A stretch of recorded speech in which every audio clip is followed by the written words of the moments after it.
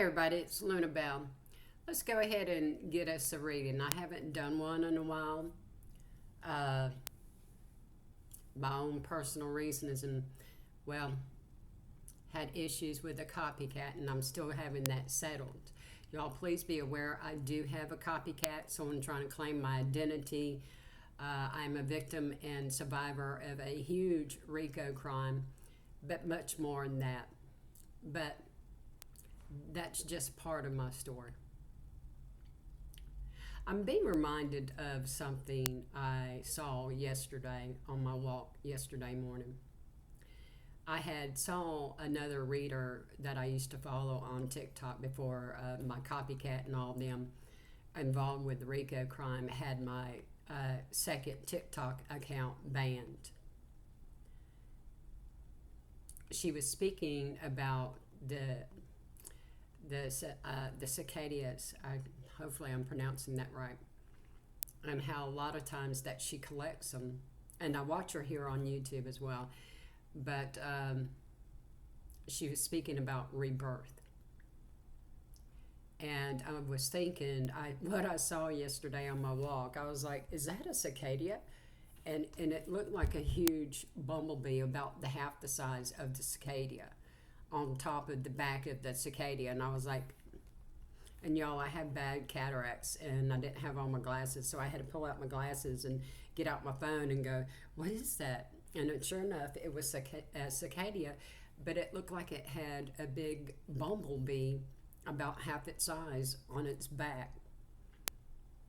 And and then this morning I saw this huge toad frog on right there at my front door. And I was being reminded of what that reader had said about the cicadas, about the rebirth, regeneration, and the bumblebee, the black and then the yellow. One could be the color of the moon or shadow, and one could be the light of the sun or the sun energy. You take it how you wish. Perspective. How we take things and how we wish to take things is generally what we generate. Everything that I have lived through, and y'all, I am a victim and survivor of, I have been essayed in traffic by my mama from the day I was born. My mama has Munchausen by proxy and all that. But she was also part of the MK Ultra program, and so was I. That is still ongoing. I will tell you now that I'm being monitored and watched for my gifts, because it's some of the things I can do. Some of my abilities have not been seen in I don't know how many years. What I hear is thousands of years. That cicada, that bumblebee, the blending of the two and morphing into something completely different, regenerating itself. How I perceive what went behind me. And y'all, the way it feels to me is if you imagine the wind and I being, me, and the wind blowing past me, that it is blowing away from me. It's in the distant past. I choose to perceive and create something different.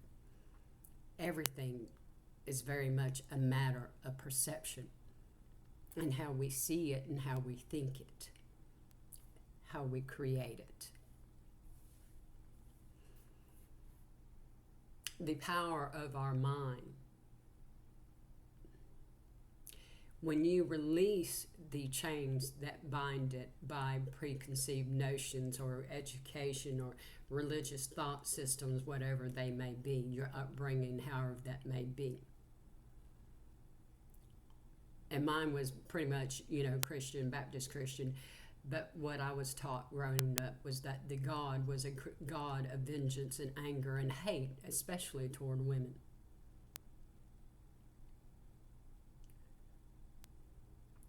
Everything I went through, and y'all, this is what they call a humiliation ritual, everything that I went through. It was meant to break my mind, and my spirit. It didn't. I chose to create. I have been guided by all my guides, my spirit team, source energy or spirit is what I call them. My beloved Ampu, many know Ampu by Anubis, Yeshua, and so many others, led me down a path, a thought and theory, if you want to perceive it that way. I don't know the adequate words, to see something different. If you want to relate it to the dark night of the soul, or Persephone, or Iana descending. Did I descend into my own personal hell and rise up? Yes. I journeyed into my own dark depths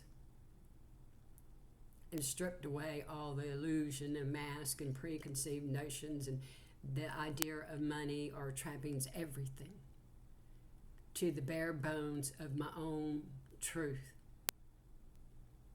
And when I took away, when they guided me, my guides and everything, my spirit team, when they guided me through this, what I found in the very deepest part of, and darkest part of my own hell, if you want to call it that, was a blank canvas. Through all of this, I've discovered my abilities and my own gifts, a remembering to my own truth, a reawakening to my own true self, however I perceive self to be. I never imagined that I would be a poet, but I am. I've written over 100 poems. I am an artist. I paint. I never thought I'd ever be an artist or a painter, but I am. I am a psychic medium. I never dreamed that I would be a psychic medium that has helped solve and or solved multiple murder cases or missing person cases, but I have. I never dreamed that I'd write lyrics to songs, but I have. What I discovered within me is an untapped potential. By releasing all the preconceived notions or religious thoughts or theories, or what people thought a woman should do, or what a man should do, or a child or a teenager, however you see it. I found within myself a wealth of creativity and an inner child that wanted to create, that wanted to revel, that had an undisguised longing to know more. And to know more and to discover more, I let go of everything that was drilled into me and taught to me growing up. I have a fondness for spirits. So many people have sent me some nasty entities and what else. Thank you for that confirmation. My candle over there started flickering. Draw it closer? Okay. I don't know. I don't have anywhere where y'all can put it, but y'all, sometimes you'll see me when I'm channeling, you'll see me gazing off into it. And that is what I'm looking into, is my candle. But I hope this is a beginning for us. I noticed that it was 8:55 on my timer there, but let's get going, because I have learned to unchain the chains that bound my mind and my own heart and soul, if you want to call that, my own true essence, if you want to go along with soul. I call it an energetic signature. And then also an understanding that my signature is also connected to the divine source or source energy, however you want to see that. It's one of the reasons I call my platform the spider's web, because that's actually how I view it. I'm much like, I call myself a walking land dolphin. The way I read energy is much like a sonar on a submarine. It very much is. And that's how I work with animals. That's how I work with trees. Not too long ago, a few weeks ago, maybe 3 or 4, I'm not quite sure. y'all have been being monitored and followed. My case has been being investigated, not just by the CIA, FBI, CID. I mean, everybody, y'all, just everybody. But there are also some kind of psychic investigators that work with the MK Ultra program, whatever they call it now. Some are in the 33rd, whatever. I don't know if this is Freemasons or what, but I know some are employed by our GOV for their knowledge of the occult, the esoteric, and their psychic gifts. I'm what they call a hybrid. I have some gifts that they say hasn't been seen. I'm saying many years, but they said thousands. But let's go. But and learning to let go of those chains that have bound my mind and my heart and my spirit. My guides have led me, my spirit team, to a beautiful new beginning and a beautiful new melody that's always changing and always evolving. The sound and frequency of which is there's no beginning and there's no end. They're reminding me to tell you what I did with the animals in the trees on that one walk in particular. I was being followed by that adult film star. He was trying to catch up with me. But there were many other that were following as well as helicopters in the air. I mean, there have been that much with the the three-letter agencies and whatever. It's an ongoing investigation, y'all. This is worldwide. It's a huge RICO case. Anyhow, I would go up to like a tree and just put my hand on the tree, and I'd send my energy up but also down and throughout the root system of the trees, and sending out my energetic signature and everything that I saw, think, and feel, everything, my energetic signature into the trees. It would go up into the air and down into the ground of the roots of the trees of their communication system as well. But they also do this with their leaves within the air itself. When the trees move and the wind blows them, it carries that communication as well to the birds in the air. You have to understand and realize that we all, even the animals of the air, the earth, the sea, everything, they feel and speak on this resonance, this frequency. If you imagine it like a sonar, y'all see me going like this. But I even went to the pond water. They're telling me to tell you this. The trees will share with me, and the birds in the air and the animals of the water and everything will share with me their knowledge and everything they see, think, and feel, as well as under the ground, in the water, in the air, and they will return it back to me, that sonar. It's like me sending out an energetic ping, and then they send it back with the information that I need. That way I knew where the position of the helicopters that were monitoring me, as well as the people that I knew their positions of where they were at, and the ones that were watching and following me. They wanted to know how I had done that, how I knew where each and every one of their positions were. It was because I was speaking to all, to everything, to the trees, and the trees carried my message. And they pinged it out with their own energetic signature, and the birds in the air and the animals in the water sent it back. I went to the pond water, and I simply touched the pond water with the tip of my finger, and it sent out ripples. And again, I sent out my energetic signature ping through the water.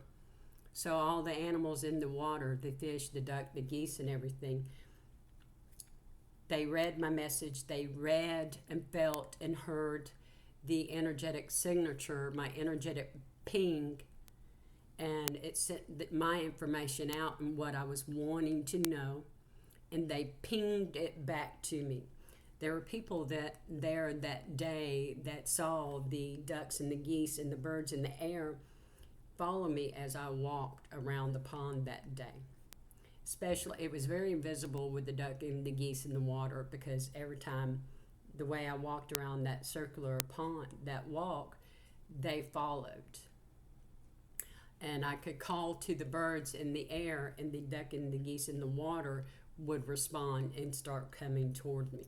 So this is what I mean when I say that I am much like a land dolphin. This is how I read energy. Who would imagine have done such? I couldn't imagine. And y'all, it's been almost 5 years. March 14th will be 5 years, 5:28 on my timer since I lost my late husband. I'll call this a reawakening to my own true self and a reawakening to my own gifts, because I have forgotten them because, well, MK Ultra. Now let's get going and see what this first card was. I love it. A new earth. It's happening. Keep holding the vision. Look at those beautiful colors, and they match my nails. You see how her feet is in the water. That land dolphin, that connection to water. Water is an amazing conduit of energy. Water is very healing. I'm also hearing the word telepathy, and I'm being reminded of Bigfoot. I met someone recently. She has an interest in Bigfoot, and she's a very gifted psychic herself. Spirit had promised me that I'd meet a good cop. Little did I know that she was indeed a good cop. I think I did tear up when she told me she was. Anyhow, people call them Bigfoot, but that is not their actual name. They're saying there is not a word in our language for them or their species.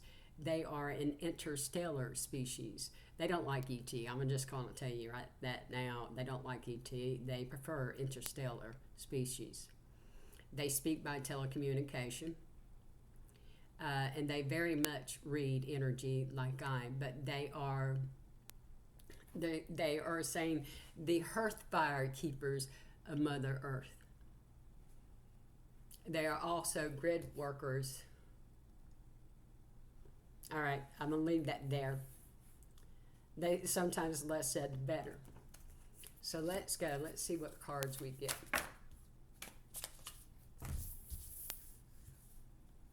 I'm hearing a new way to freedom. We hear that we have the freedom of speech. How about the freedom of being? Being whatever we wish to be, whatever you may dream it to be. In dreaming, you create. That's the beauty of creation.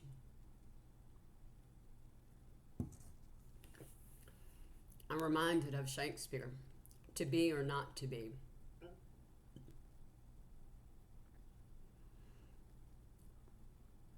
What would you imagine to be?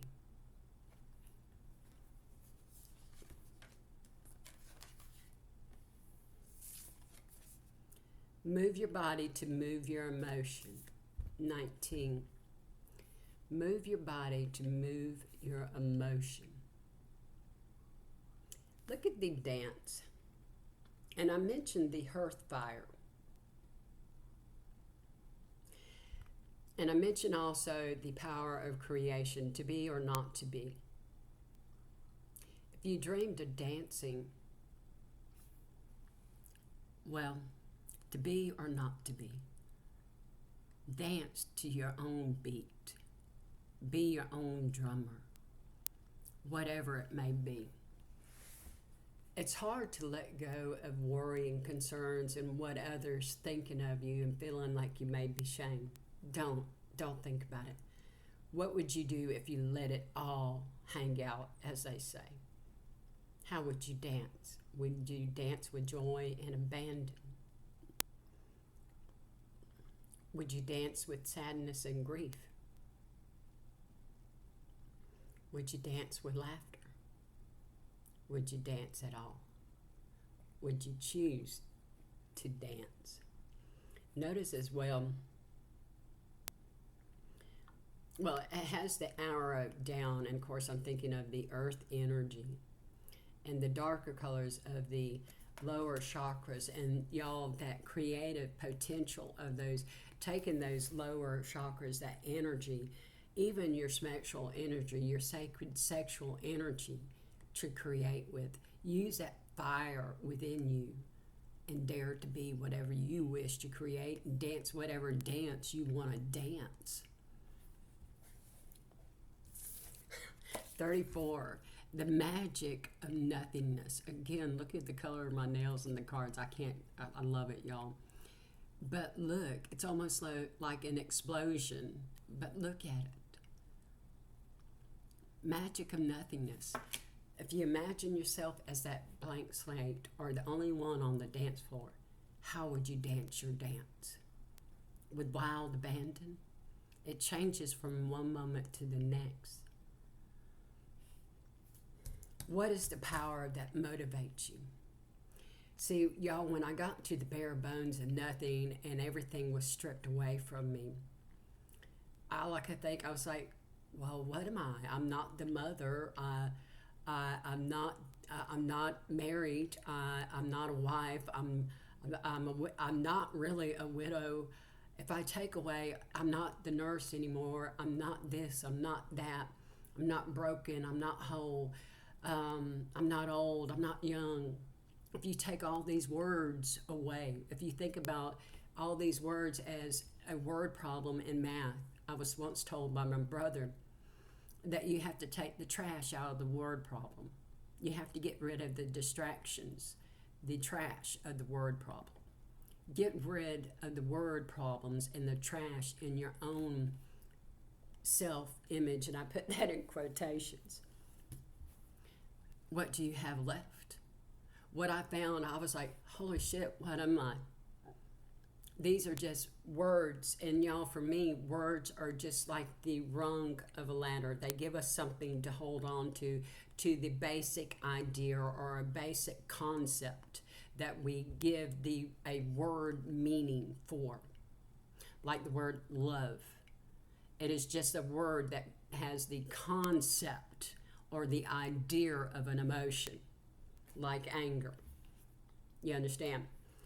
So if you let go of all these preconceived notions or conceptual ideas of like even woman and man and married or single or whatever, or doctor, nurse, or a candle, or cold or hot, what is left? What is your truth? And y'all, and it honestly was like looking at a blank canvas and going, to be or not to be. And y'all, I was like, dare I dream? Dare I dream and dare I dream to be a dreamer? Dare I dream to be a poet, to be an artist? Y'all, I never thought I'd do rap, but I did. I did. How beautiful is that? To dare to dream. And I'm reminded of Martin Luther King. What do you have to fear but fear itself? And I think I'm going to leave it with that, with those great words of that great man, of that man who dared to dream a dream. May it be blessed, blessed be.